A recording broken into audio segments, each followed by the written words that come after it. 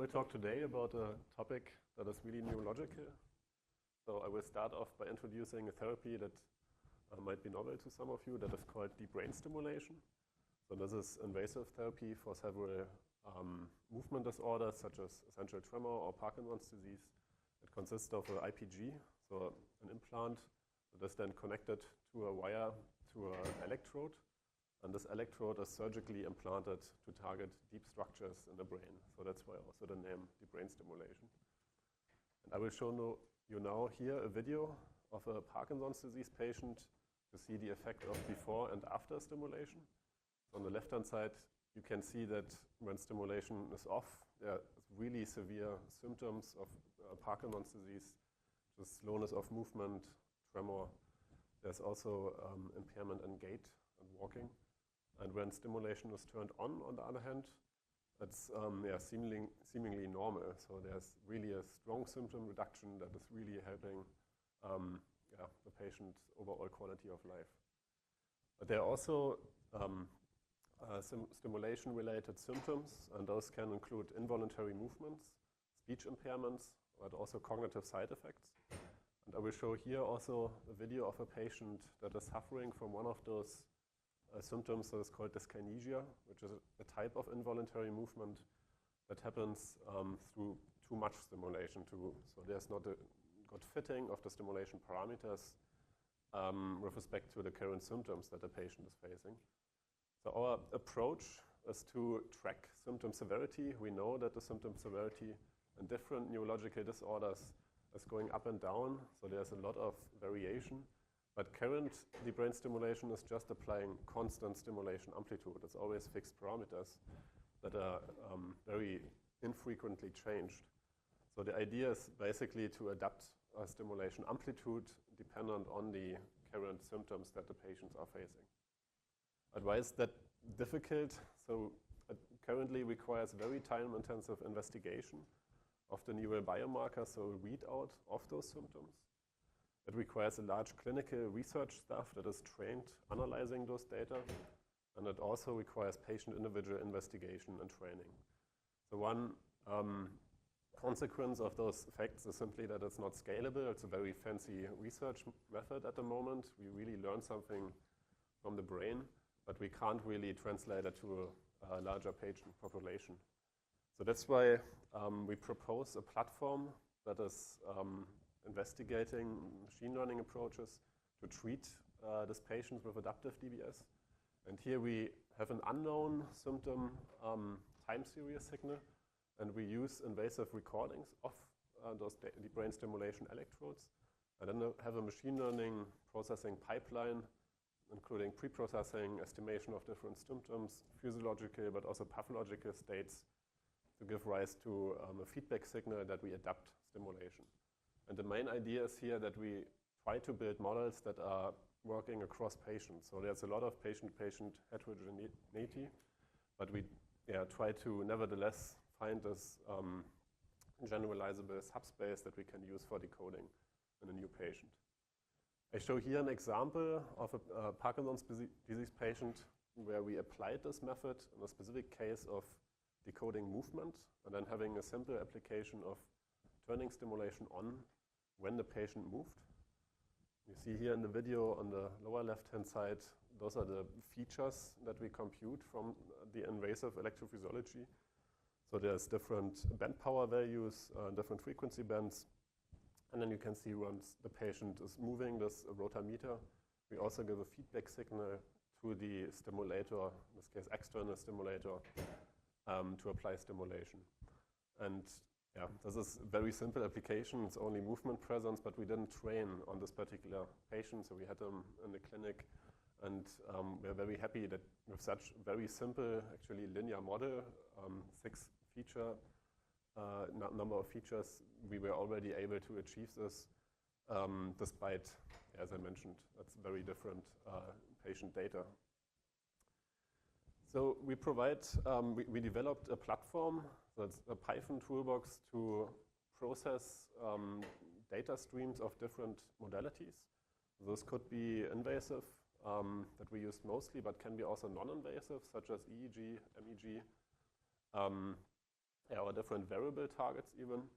Then we propose a pipeline to pre-process this data, including normalization, re-referencing, just to get a more focused signal that brings the data into the distribution that we can use for cross-patient decoding.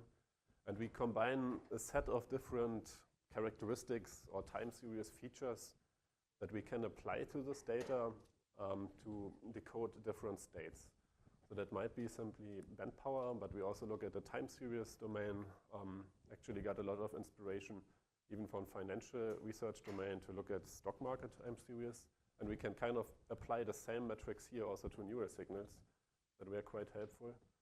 And our goal was then to combine it with different modalities that we also know. So we know the patient demographics, we know imaging from those patients, and we try to build models that can then include those different multimodal features to predict physiological and pathological states without training. And then in the end, we want to close the loop through adaptive stimulation to actuate therapy dependent on the current state. We published this, it's actually went online today. So we had 3 different applications for this method. The first one was movement decoding. So here we used fairly large cohort that went well beyond our center.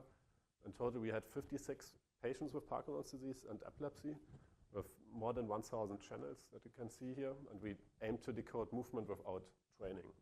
The second one is that we try to extend this pipeline also for psychiatric disorders. So this was a clinical trial doing my PhD in Berlin, where we used deep brain stimulation to treat treatment-resistant depression. And the third one was to apply this also to an already existing neural implant platform that is called responsive neurostimulation to treat epilepsy. And I will briefly explain now each of those subparts. So as I mentioned, for movement decoding, one of the challenges that we face is that this data is incredibly rare. It's really difficult to record this invasive data. There are very few centers in the world that are actually doing this research. So we had to team up with a lot of centers in Beijing and Washington and Pittsburgh. And then with this way, we were able to collect the largest cohort of patients that was actually published to date. And you can see here the distribution in the cortical surface of those recording contacts, and see also that there's a patient individual, contact individual distribution of those performances that shows clear relation to the motor cortex. So all of those patients were doing a different task that involved movement. We try to get a very distributed set of movement types, including grip force, rotameter, button press, also crunch and release. And then we made use of recently published machine learning methods that involves a nonlinear encoder and that is trained through contrastive learning to give rise to a low-dimensional embedding that is then hopefully consistent across patients. And our research also showed that. So when we looked at this embedding, it was actually really nice to see that we even see movement kinematics within this embedding. So this is a rotameter movement where we can see the forward, backward trajectory of that movement. And we can also see that there's consistency of the embedding space across patients. So that's for some patients higher than for others, but overall there's very high correlation across this nonlinear encoder embedding.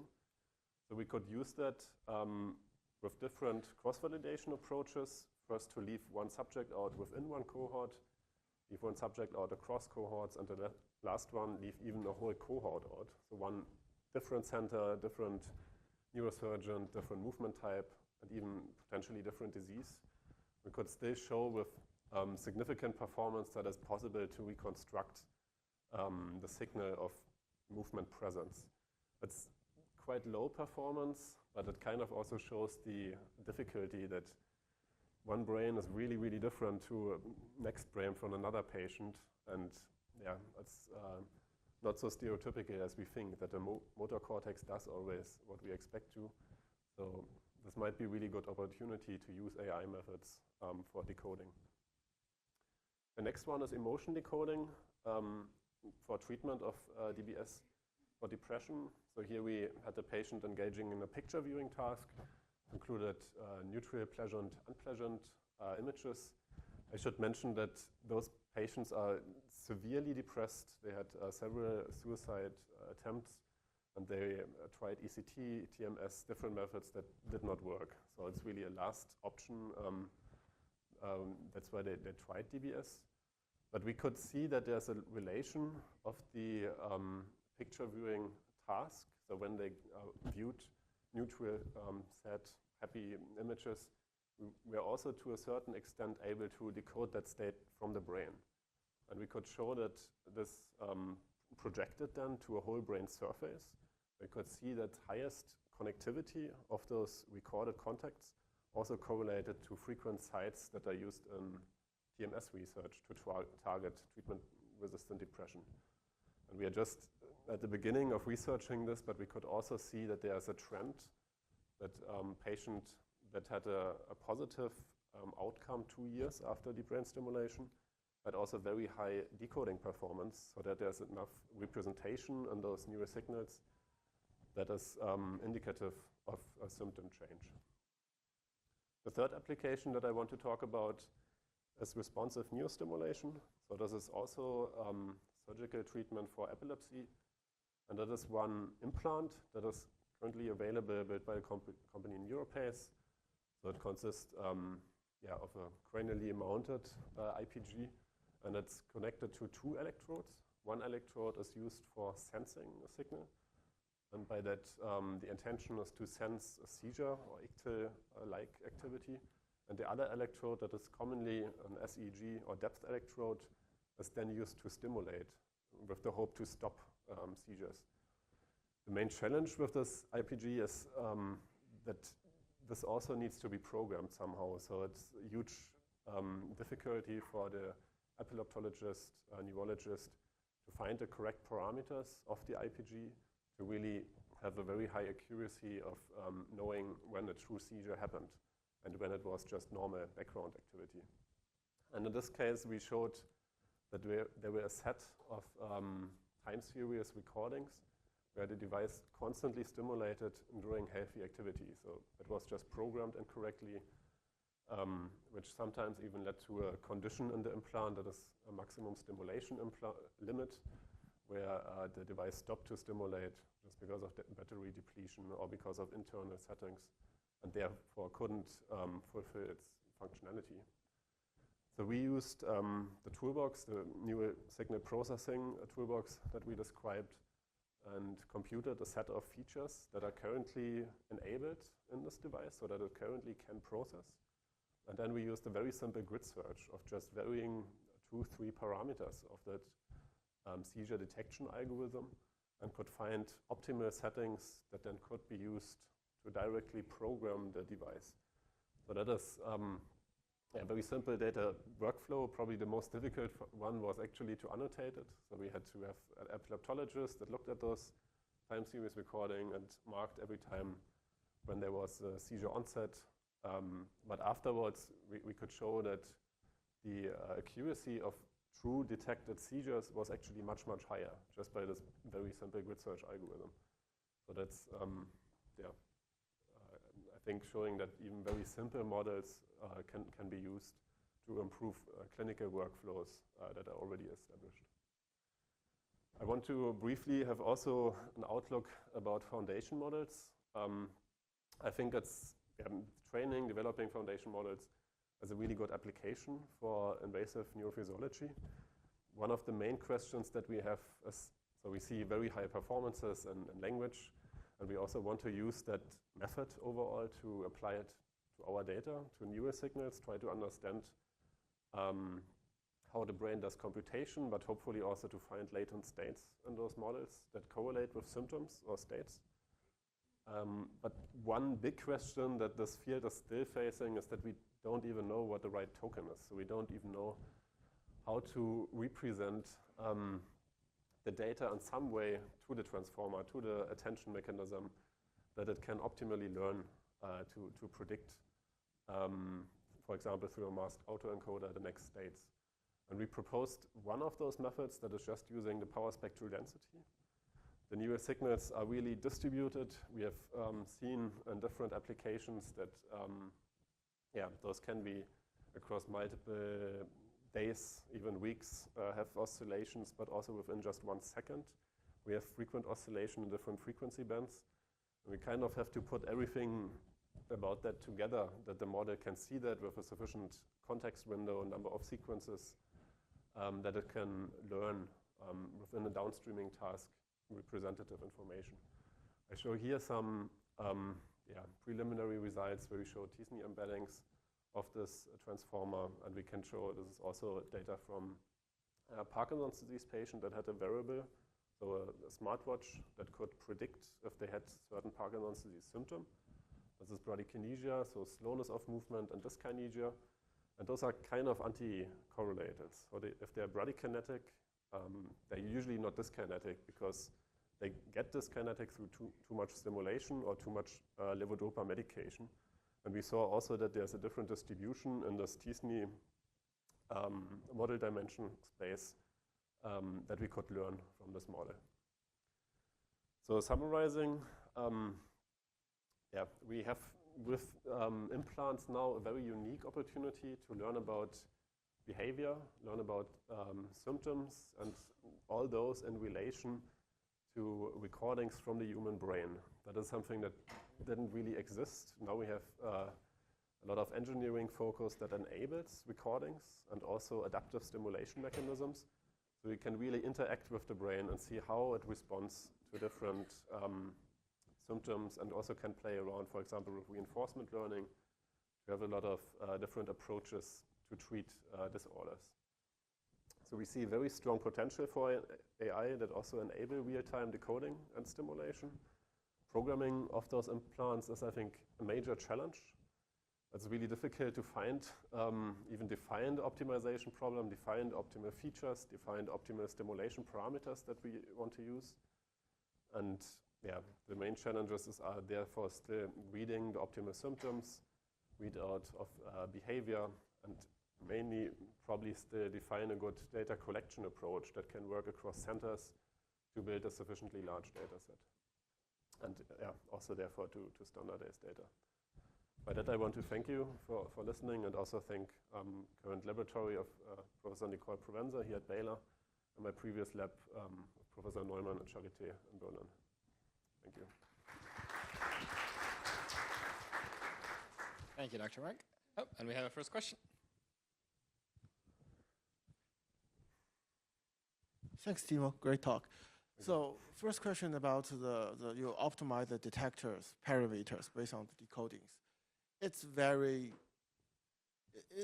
honestly, it's a very dangerous, at least it's aggressive movement. How do you know after you optimize your settings, the optimization didn't bring any bias to your detectors, or you didn't to only get the signal you want to see, but it's not the real signal? Yeah, very good point. I think it hints towards also data recording limitations that we face with those implants. So we get some snapshots from the electrophysiological signature that this device recorded, and we have epileptologists annotating true seizure onset, or if there was no seizure present. So by that, we could kind of follow if the data distribution shows ictal or seizure-like activity. So that's how we could validate it.